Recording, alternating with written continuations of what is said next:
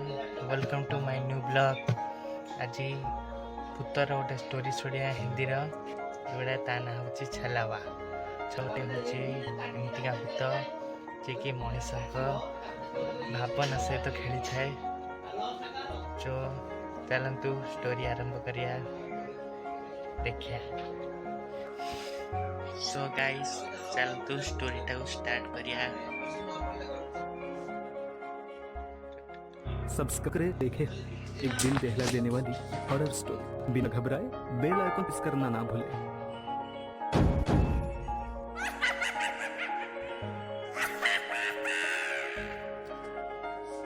रात के 12:30 बज रहे थे।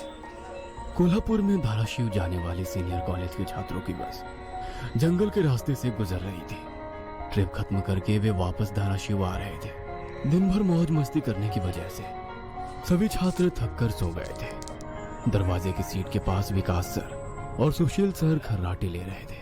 बस ड्राइवर विजय मामा भी नींद में बस चला रहे थे। उनके बगल वाली सीट पर प्यून पांडु मामा बैठे हुए थे कि तभी बस के सामने जंगली सुअरों का झुंड आया। विजय मामा ने बस जंगल में रोक दी। कुछ देर में जब रास्ता खाली हुआ तो बस फिर से चलने लगी। कुछ ही देर में विकास सर के पीछे ही दूसरी सीट पर बैठा श्याम नींद से जाग गया। श्याम की उम्र 21 साल थी। पढ़ाई में बहुत तेज था, लेकिन हमेशा अकेला रहने वाला। ना किसी से बनती थी, ना ही उसका कोई दोस्त था। वो दूसरी सीट पर अकेला बैठा हुआ था। सर, टॉयलेट जाना है। सर ने आधी आंखें खोलकर खिड़की से बाहर देखा। बस अभी भी जंगल में ही थी। थोड़ी देर बैठ जाओ, जब जंगल खत्म होगा तब मुझे उठा दो, मैं बस रोक दूंगा। वे बोले और फिर आंखें बंद कर श्याम बस की खिड़की से बाहर देखने लगा और जंगल खत्म होने का इंतजार करने लगा। कुछ ही देर में जंगल खत्म हुआ और बस वीरान जगह पर आ गई। उसने विकास सर को जगा दिया और उन्होंने ड्राइवर से बस को रोकने के लिए कहा। जैसे ही बस रुकी, विकास सर बोले, किसी को टॉयलेट होना है तो अभी उतर जाओ, वरना बस सीधे धाराशिव जाकर ही रुकेगी। आवाज सुनकर पिछली सीट पर बैठा श्रीकांत नींद से जाग गया। विकास सर टॉर्च लेकर पहले बस से बाहर उतर गए। उनके पीछे पीछे श्याम और श्रीकांत भी उतरे और वो दोनों अलग अलग झाड़ी के पीछे टॉयलेट करने गए। श्याम टॉयलेट करके वापस आया, लेकिन श्रीकांत अभी भी नहीं आया था कि तभी श्रीकांत जोर से चिल्लाया। उसकी आवाज सुनकर विकास सर और श्याम उसकी ओर भागे। झाड़ी से बाहर आया। क्या हुआ, क्यों चिल्लाए थे? कुछ नहीं सर, चप्पल से होकर कांटा पैर में चुभा। उसकी आवाज सुनकर ड्राइवर और प्यून भी नीचे उतरे थे। वो सब बस में वापस चढ़ने ही वाले थे कि तभी एक बाइक बस के सामने आकर रुक गई। अरे भाई साहब, यहाँ के नहीं हो क्या आप? क्या आपको पता नहीं कि इस रास्ते पर लोगों को हमेशा चकवा लगता है? बाइक चलाने वाला बोला। चकवा नाम सुनकर विकास सर बोले, हाँ पता है, हम बस निकल ही रहे हैं। और वो सब बस में बैठ गए। सर, वो आदमी किस चक्र के बारे में बात कर रहा था? प्यून ने अगली सीट से ही मुड़कर विकास सर से पूछा। हिंदी में चकवा मतलब छलावा, छलावा मतलब भूत। कहते हैं जो लोग रात में सफर करते हुए मरते हैं, उनकी आत्मा छलावा बन जाती है। छलावा रात को सफर करते हुए यात्रियों को पकड़ लेता है और उन्हें अपने गंतव्य स्थल तक पहुंचने ही नहीं देता। वो बस उन्हें उसी जगह पर घुमाते रहता है। कितना भी भाग लो या फिर गाड़ी तेज भगाओ, आप उसी जगह पर आप पहुंच जाओगे जहां आपको छलावा ने पकड़ लिया था।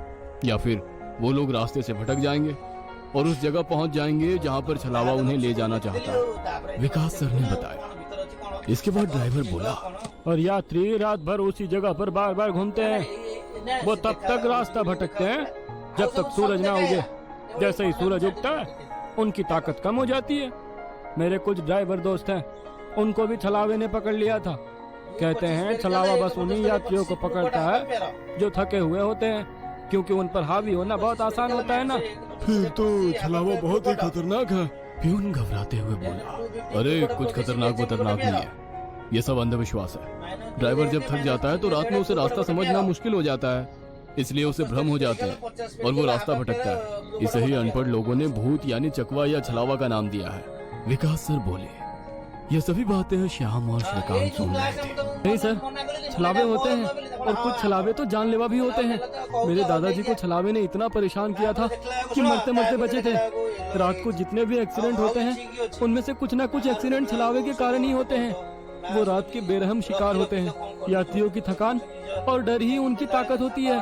शिकारियों की तरह ही वे यात्रियों को डराते हैं, भगाते हैं और उनकी जान लेकर उनका शिकार करते हैं। हमें बस इतना पता चलता है कि कार एक्सीडेंट में उनकी मौत हो गई है, लेकिन मौत का कारण छलावा ही होता है सर। श्याम ने डरावनी आवाज में कहा, सर इस का कुछ मत सुनो, इसकी बुआ राइटर है, उन्हीं से सुनी होंगी ये बातें। और राइटर लोगों का तो काम ही होता है बातें बनाना, उसी से तो उनका घर चलता है। पिछली सीट पर बैठे श्रीकांत ने कहा, श्रीकांत चुप हो जाओ और सो जाओ। उन्होंने डांटते हुए कहा और उसके बाद सभी लोगों ने आंखें बंद कर ली और सो गए। कुछ समय बीता, श्याम अभी भी जाग रहा था और खिड़की से बाहर देख रहा था। बस किसी जंगल के बीचों बीच से गुजर रही थी कि तभी उसने देखा कि रास्ते के किनारे एक बंद पड़ी चाय की टपरी है। लेकिन ये चाय की टपरी तो मैंने पीछे भी पहले वाले जंगल में देखी थी। वो मन ही मन बोला और खिड़की के बाहर देखने लगा। तब उसे पता चला कि वो तो वही जंगल है जो वीरान जगह से पहले आया था। वह भागते हुए ड्राइवर के पास गया। विजय मामा नींद में बस चला रहे थे, बीच बीच में आंखें झपका रहे थे। विजय मामा, बस कौन से जंगल में है? होगी किसी जंगल में। रास्ते में जंगल कम है क्या? नहीं मामा, हम वापस उसी जंगल में पहुंच गए हैं जहां पर बस के सामने जंगली सुअर आ गए थे। नहीं बेटा, तुम्हें कुछ तो गलतफहमी हो रही है। वो जंगल तो कब का पीछे छूट गया है ना। उनकी बहस सुनकर विकास सर नींद से जाग गए। क्या हुआ श्याम? सर, हमें छलावा लग चुका है।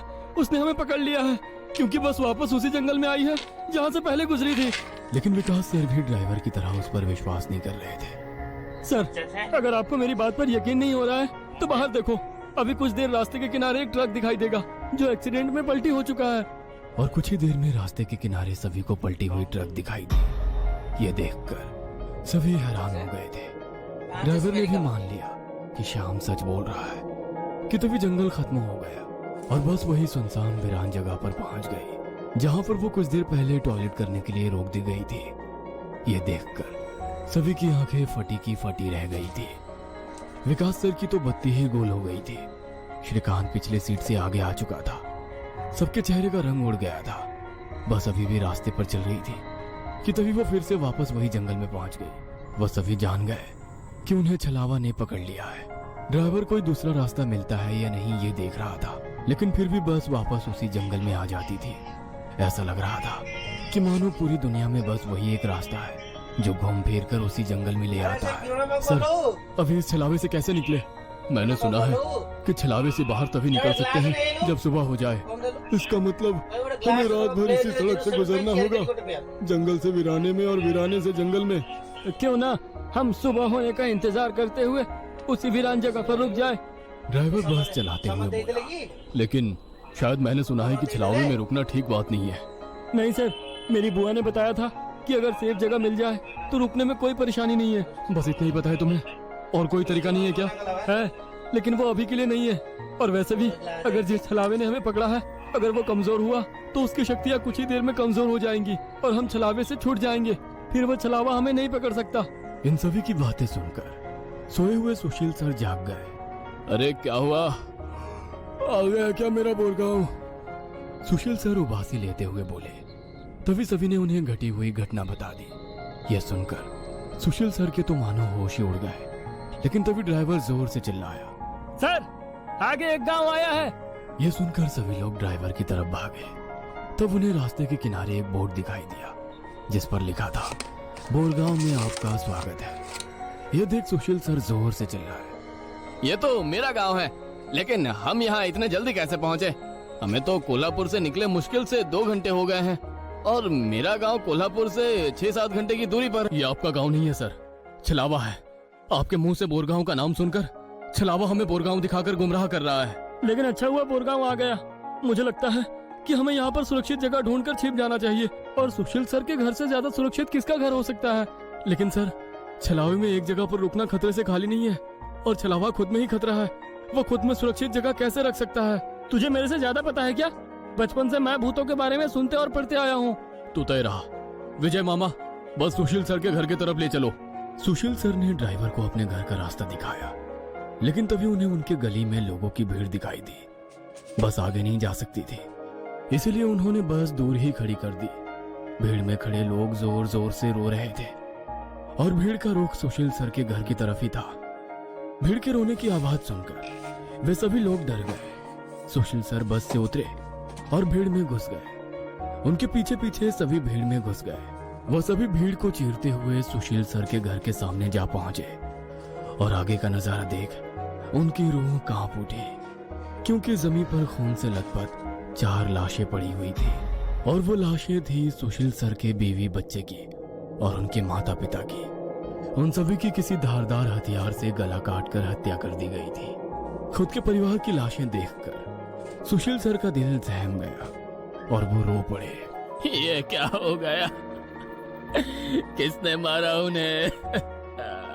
उन्होंने रोते हुए एक आंख वाले बूढ़े आदमी से पूछा, आज तुम्हारे बीवी ने चाकू से तुम्हारे बच्चे का और तुम्हारे माता पिता का गला चीरकर उन्हें मार डाला और फिर खुद का गला काट कर खुदकुशी कर ली। क्या? लेकिन क्यों?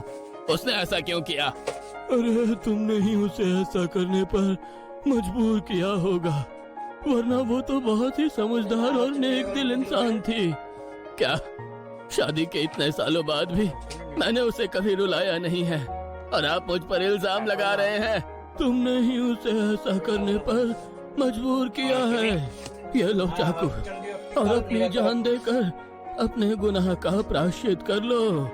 वैसे भी तुम अकेले इस दुनिया में जीकर क्या करोगे? खुद की जान दे दो, वरना उनकी आत्मा को कभी शांति नहीं मिलेगी।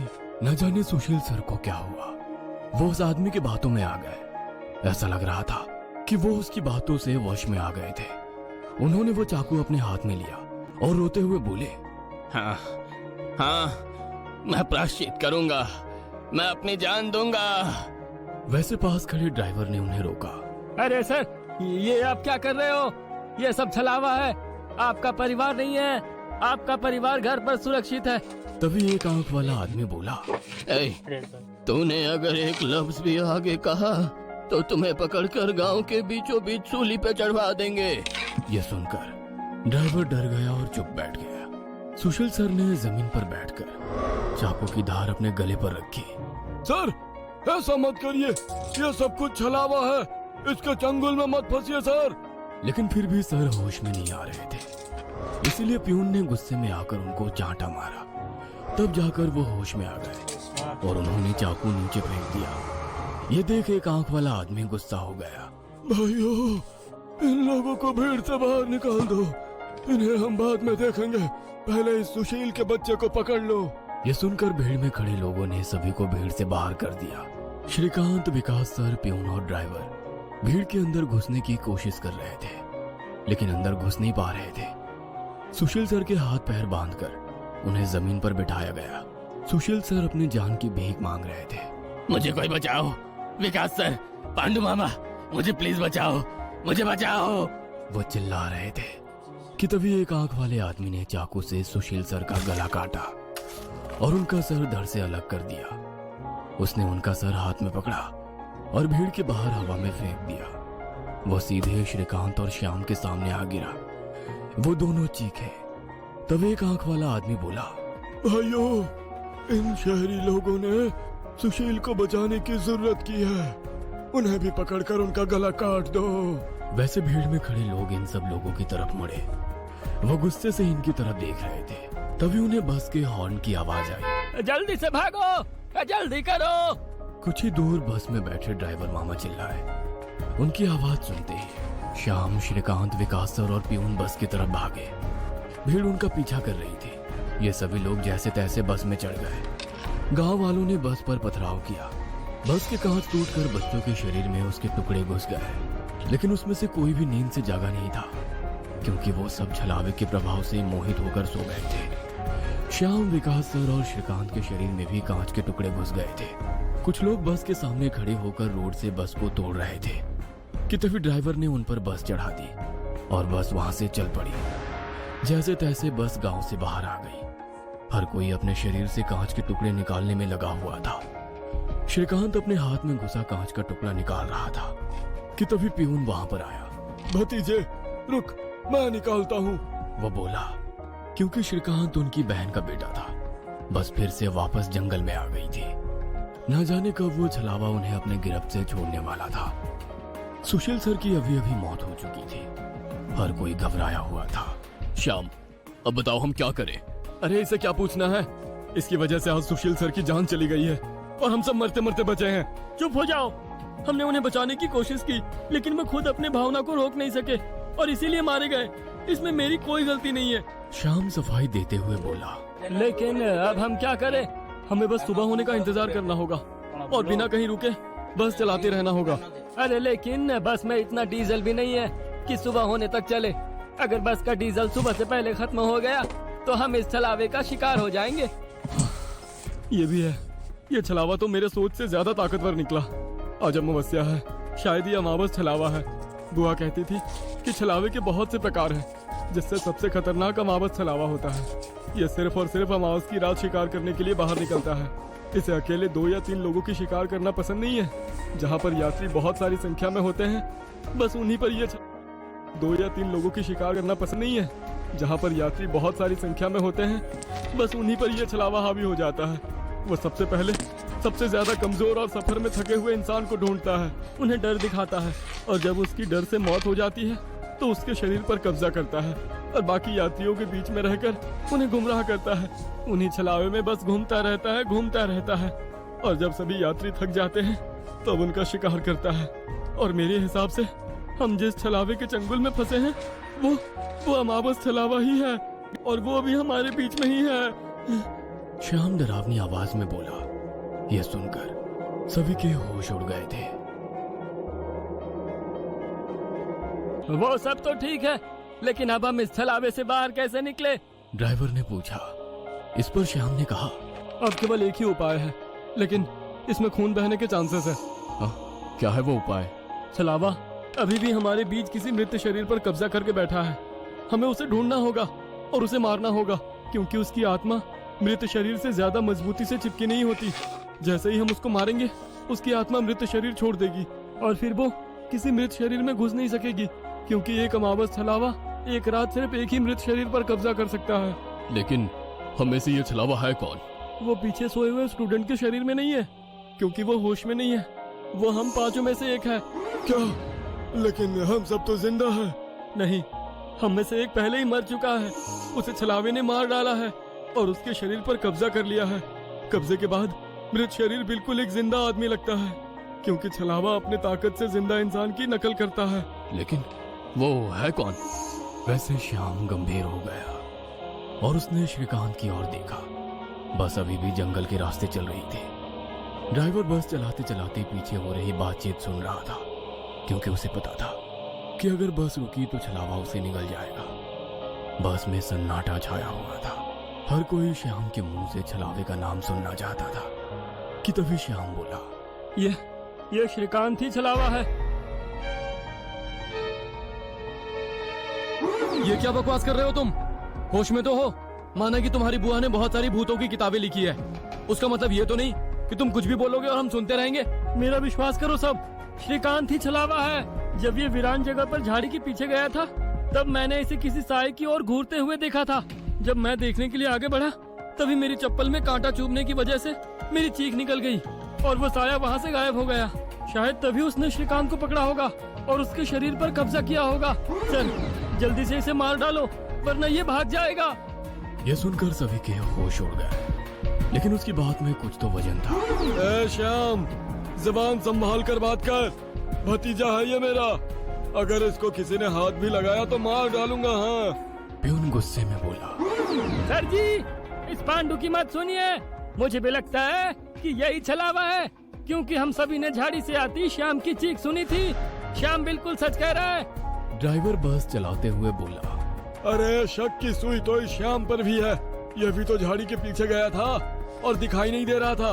ऊपर से यह विकास हम दोनों की नजर से दूर था। शायद इसे ही छलावे ने बस के नीचे खींच लिया और वहीं मार डाला। तो ये दोनों क्यों नहीं हो सकते छलावा? प्यून ने कहा। अरे मैं जिंदा हूँ, मैं छलावा नहीं हो सकता। श्याम ने कहा, हाँ, और ये श्याम हमारी कब से मदद कर रहा है। ये छलावा होता तो हमारी मदद क्यों करता? अब बचे तुम तो ड्राइवर के बाजू में ही थे, इसलिए ये श्रीकांत ही छलावा है। विकास सर जोर से बोले, अरे सर इस पे उनको छोड़ो, अब सीट के नीचे से रॉड निकालो और उस छलावे का सर फोड़कर मार डालो। ड्राइवर बस चलाते हुए बोला। यह सुनकर श्रीकांत डर के मारे पियून के पीछे छिप गया। विकास सर ने सीट के नीचे से लोहे की रॉड निकाली। पियून ने उन्हें रोकने की कोशिश की, लेकिन विकास सर ने उन्हें धक्का मारा और रॉड श्रीकांत के सर पर मारी, लेकिन श्रीकांत वहां से हट गया और नीचे गिर गया। वो रॉड से दूसरा हमला करते कि तभी पियून ने पीछे से रॉड पकड़ी और विकास सर के हाथों से रॉड खींचकर उन्हें खिड़की पर धकेल दिया और उनके सर में रॉड दे मारा। विकास सर हाथों से सिर पकड़कर वहीं तड़पते रह गए। उनके सर से खून निकल रहा था और कुछ ही देर में उन्होंने अपना दम तोड़ दिया। ये देख श्याम चिल्लाया, विजय मामा जल्दी से पीछे आइए, इन दोनों ने विकास सर को मार डाला। यह सुनकर ड्राइवर ने बस बीच जंगल में रोक दी और वो पीछे भागते हुए आया। उसने पियून के हाथों से रॉड छीना और उसे धक्का दे दिया।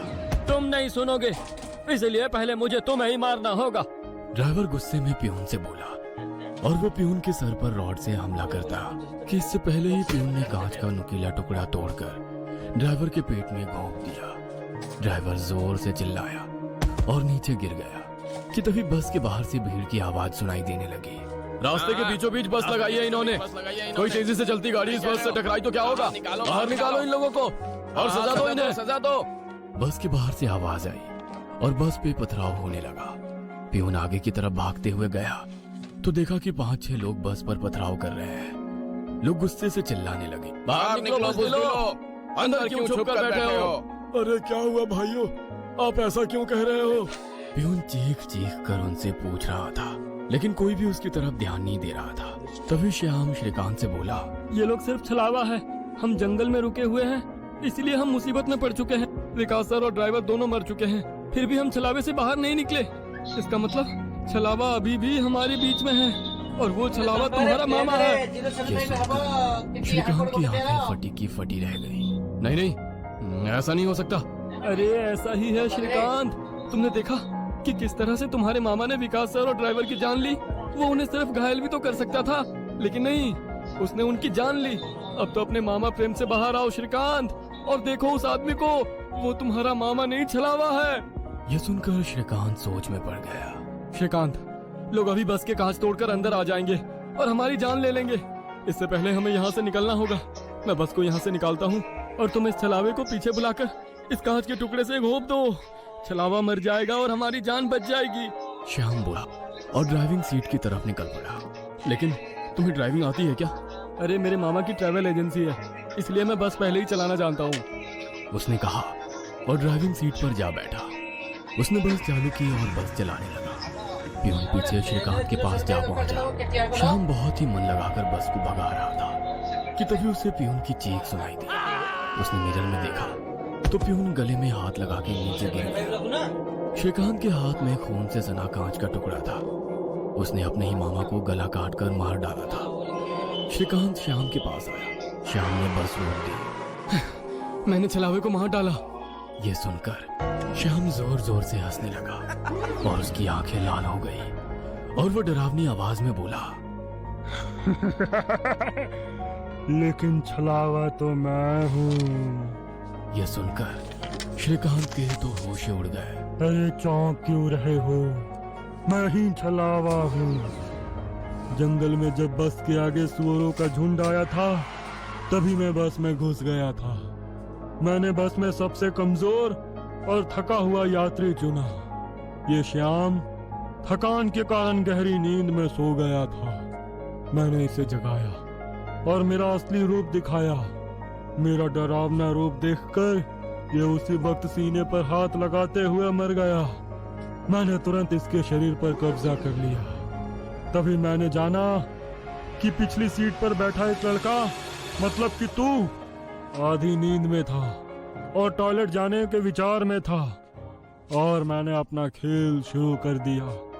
मैंने बस में बैठे सभी को छलावे की कहानी सुनाकर डरा दिया, क्योंकि डर ही मेरा सबसे बड़ा हथियार है।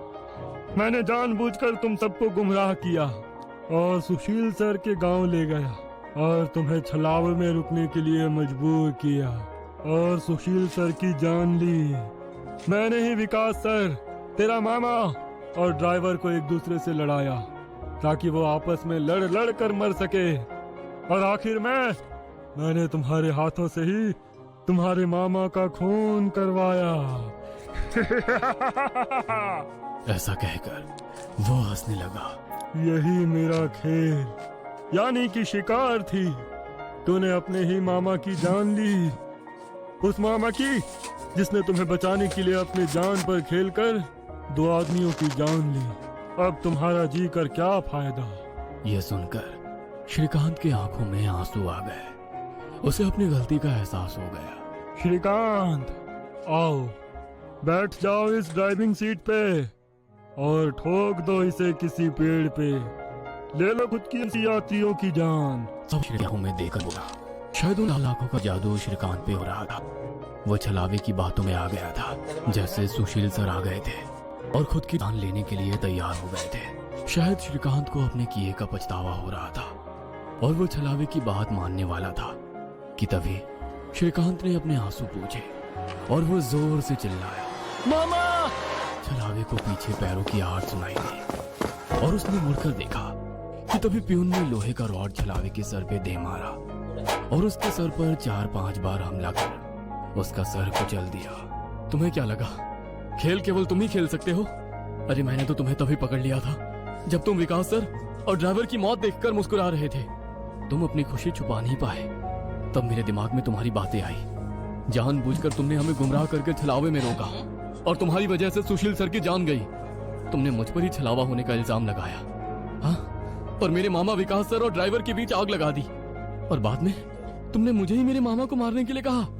और हद तो तब हो गई जब तुमने कहा कि तुम्हारे मामा की ट्रैवल एजेंसी है, जबकि श्याम का मामा तो हमारे कॉलेज के बाहर गोलगप्पे का ठेला लगाता है। श्रीकांत ने अपने मामा के हाथों से लोहे की रॉड ली और छलावे से बोला, अब तुम चैन से शिकार करने के लिए अगले अमावस की रात का इंतजार करो, क्योंकि आज तुम खुद शिकार हो गए हो।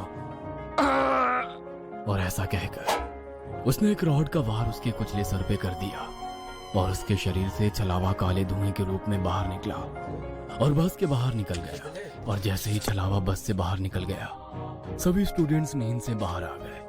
आज पहली बार कोई अमावस छलावा किसी यात्री से हारा हुआ था। बस के ऊपर हवा में उड़ता हुआ छलावा दर्द से तड़पने लगा और चिल्लाते हुए हवा में निकल गया। उस छलावे को अपनी योनि से मुक्ति मिल गई, क्योंकि ये सृष्टि का नियम है कि जब भी कोई छलावा इंसान से हारता है उसका अंत हो जाता है और उसे मुक्ति मिल जाती है। आधी रात का समय था। एक गाड़ी हवा से बातें करती लोनावला की घुमावदार सड़कों पर दौड़ी चली जा रही थी। गाड़ी के इंसान से हारता है उसका अंत हो जाता है और उसे मुक्ति मिल जाती है। तो गाइस छलावार स्टोरीटा केमती लागला जदि भल लागला तो लाइक सब्सक्राइब कर देबे। यार सेकंड वीडियो छलावार सेकंड वीडियो खूब जल्दी आसीबा। तो वीडियोटा भल लागला तो लाइक सब्सक्राइब कर देबे। बाय।